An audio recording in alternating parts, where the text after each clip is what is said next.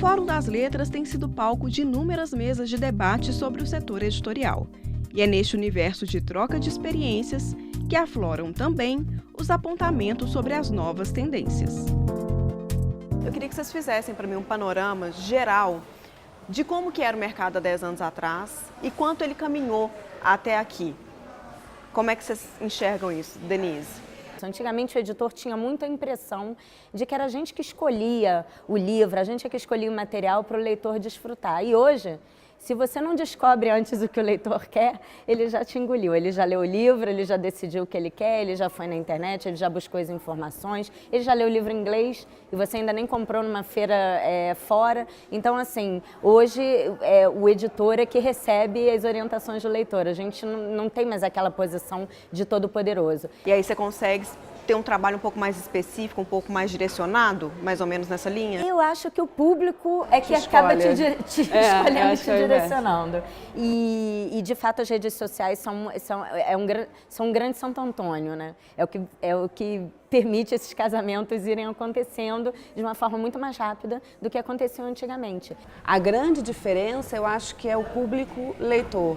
Antes ele também ficava só lendo, hoje ele quer não só estar ativo nesse conteúdo, ditar o que ele quer, como ele quer participar. Se a gente pensa em fanfic, se a gente pensa em Wattpad, ele quer produzir este conteúdo também junto com o autor, junto com a editora. Então hoje o trabalho do editor, ou mesmo do curador, o trabalho do editor, ele namora mais com o trabalho do curador, eu acho, porque você tem que estar ligado nas tendências, mas não focado apenas nisso.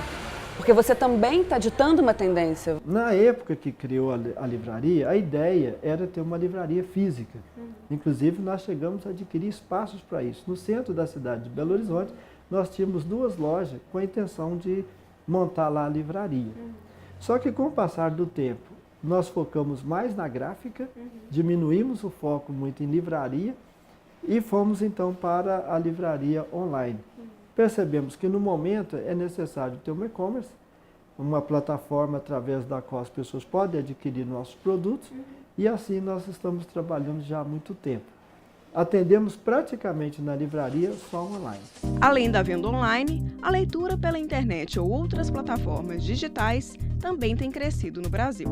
Os leitores estão se adaptando cada vez mais à leitura digital, até por uma questão de custo-benefício. São livros muito mais baratos, você compra 3, 4 e-books pelo preço de um livro físico. E é muito prático, com um clique você compra o livro, você já baixa ele no seu leitor de livros digitais, ou você baixa no seu celular, ou você lê pelo próprio site. Enquanto que um livro físico, ele é pesado, você tem que carregar de um lado para o outro, estraga. E o livro digital não, ele é mais cômodo para as pessoas, elas podem levar para qualquer lugar. A minha venda de livros ela é muito mais próxima com os leitores. Eles me pedem, e aí assim, eu faço tiragens pequenas, não faço tiragens muito grandes, eu faço tiragens de 100, 150 livros. E a principal venda são pessoas que já leram os livros. E no caminho da evolução, outra tendência que já se tornou uma realidade crescente diz respeito às produções independentes. Todo escritor quer ser publicado por uma grande editora, quer ter seu livro em várias livrarias e tal. E a gente sabe que é uma realidade ainda um pouco distante, porque por mais que tenha um incentivo à literatura, não é tão acessível assim. Então, como eu queria publicar, na verdade o meu caminho não foi direto numa publicação, numa plataforma, um livro físico, não foi um livro digital. Existem algumas plataformas digitais que você posta capítulo a capítulo os seus livros, para as pessoas conhecerem a sua história e tal. Na minha cabeça não era minha intenção publicar um livro, era publicar capítulos a capítulos para as pessoas conhecerem a minha escrita, ver se identificavam e alguma coisa desse tipo. E aí eu fui publicando e tal, e todo mundo perguntava, vai ter o livro físico? Você vai lançar ele na Amazon, que hoje é o lugar mais conhecido para você comprar um e-book, né, um livro digital. E essa ideia foi amadurecendo aos poucos. E foi assim que eu acabei publicando o meu primeiro livro. Eu publiquei primeiro na Amazon, um livro digital, e aí, sim, uns 3 meses depois, eu publiquei o livro físico. Agora, nesse lugar todo, tem o leitor. O brasileiro lê muito? Mas acho que o brasileiro lê mais do que a gente acha que o brasileiro lê. Vem uma geração que ela parece, a princípio, mas está comprando livro de YouTube. Mas eles leem numa velocidade, numa ferocidade incrível. E que eu acho que é uma volta. Eu acho que a geração, entre a nossa geração e essa geração, não lia mesmo. Tava muito televisão, muito cinema. Agora não, tem um valor, desde a coisa da estante. Então, você vai no Instagram, você tira foto da sua estante, olha como a minha estante é linda. Como essa ânsia por leitura e eu acho que isso as feiras literárias têm uma grande participação, mas quando você observa as crianças da visitação escolar, muitas das vezes estão tendo um primeiro acesso ao livro e desmistificando aquele objeto. Então, eu falo assim, nossa, então eu posso comprar. E aí, que legal, eu posso posso pegar. ver. Então, é desacralizar, acho que a Denise falou muito no começo, assim, esse espaço, eu acho que essas feiras também têm isso. A 4ª edição da pesquisa Retratos da Leitura no Brasil revela que 56% da população tem o hábito da leitura. Dentre os fatores que influenciam na escolha de um livro, os mais citados foram, em primeiro lugar, tema ou assunto, com 30% da opinião dos entrevistados, seguido por autor, com 12%. Dicas de outras pessoas, a capa e o título do livro empataram na 3ª posição, com 11%. Pensando então nesse empreendedorismo, a Denise também trabalha como editora freelancer, também tem essa atividade no currículo, né? É uma forma também de empreender, né? O que fazer para empreender nesse mercado hoje? Assim, quais são as portas ou as janelas que vocês enxergam hoje? Até numa perspectiva muito pessoal, já que vocês estão dentro desse mercado, né, e vendo que já é tão tradicional, como empreender, como inovar nesse mercado? Olha, a gente não para de ver inovação, né, no mercado do livro. Eu costumo até brincar que a gente tem quase a mesma quantidade de editoras no Brasil do que de leitores. A gente tem muita editora pequena, editora de nicho, editora voltada para uma determinada coisa, editoras de cidades pequenas, porque, na verdade, o país é muito grande, a questão da distribuição é muito difícil. Então, a distribuição é um gargalo, é um desafio. Eu acho que é um lugar para empreender, não sei como. O sistema de produção dos livros também precisa ser pensado como importante ponto de inovação. Já crescemos muito. Antes nós tínhamos papéis, tinha processo produtivo, que ele causava dano para a natureza, para o meio ambiente.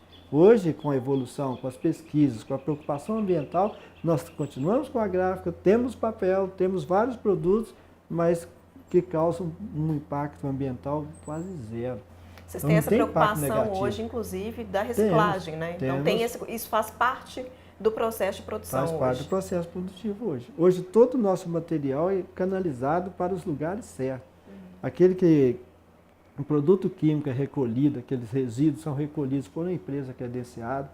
O restante de papel, aparas de papel, isso é designado para o reciclado. Então tudo é bem coordenado para que o meio ambiente não seja agredido. Unidos à inovação, o nicho de mercado a ser escolhido e as tendências da literatura são fatores que norteiam o setor. Eu acho que como editor, por exemplo, a gente sempre vai, quando vai nas feiras, comprar livros lá fora e tal, não sei o que, a gente tenta pensar uma tendência, né, do que está acontecendo no mercado como um todo. Mas a gente tem, primeiro tem algumas coisas marcantes no Brasil. A gente tem um público feminino de leitoras altíssimo. Mulheres leem muito mais do que homens. É impressionante. E depois a gente tem uma segunda coisa que é a situação política, econômica, social do país gera uma não ficção brasileira que vende absurdos, assim, biografias. É o psicólogo. Né? É o psicólogo. Coisas Biografia, escritas por jornalistas autoajuda, e como tudo. você se tornar uma pessoa mais calma fazendo o que for. E mesmo essa situação política hoje que a gente tem, essa quantidade de biografias que vão aparecendo, sobre um determinado político, um determinado juiz, um não sei o que são coisas que só têm a ver com o nosso mercado. Quer dizer, é um livro que faz sucesso aqui, você nunca vai conseguir traduzir esse livro, porque quem está lá fora não sabe, sei lá, quem foi Getúlio e por que é importante agora revisitar isso e tal, não sei o quê. Então, assim, eu acho que a gente tem uma relação com a não ficção nacional muito forte aqui. E o que movimentam mais ou menos essas tendências lá fora? Assim, quando você fala de tendência, né, quando vocês pensam em tendência desse mercado literário, sendo exportado? A gente tem um programa na CBL que é o Brazilian Publishers, que é um programa que é uma parceria da Câmara com a Apex para incentivar a exportação de conteúdo brasileiro. seja em livro físico, que às vezes um livro em português mesmo que vende para outros países, seja em direitos autorais. O que a gente percebe que é um trabalho árduo, é um trabalho de formiguinha, porque a gente tem uma cultura importadora e uma cultura pouco exportadora. Então, todas as editoras, porque fazem parte desse projeto e que elas são assessoradas e orientadas pelo Brazilian Publishers para ocupar um lugar lá fora. E participa da Feira de Frankfurt, mostrando seus livros. O que a gente percebe é muito o nicho aí sim funcionando. Então, quando você tem uma publicação ou um livro de uma coisa que fale de uma literatura brasileira, isso ainda desperta interesse. São cases de sucesso. As ilustrações brasileiras são também um case lá fora muito forte. Então, a gente ganha prêmio, a gente tem força.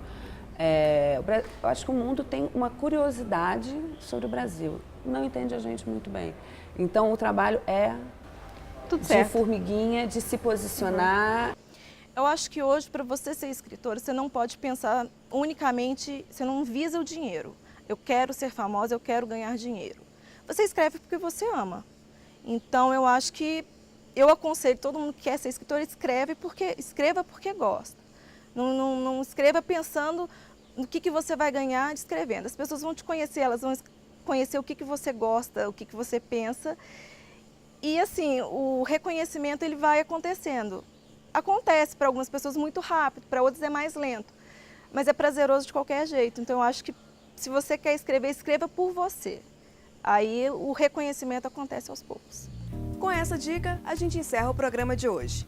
Quer sugerir outro tema ou enviar um comentário? Entre em contato com a gente por e-mail ou acesse o site da TV Horizonte. Eu espero você na semana que vem. Até lá!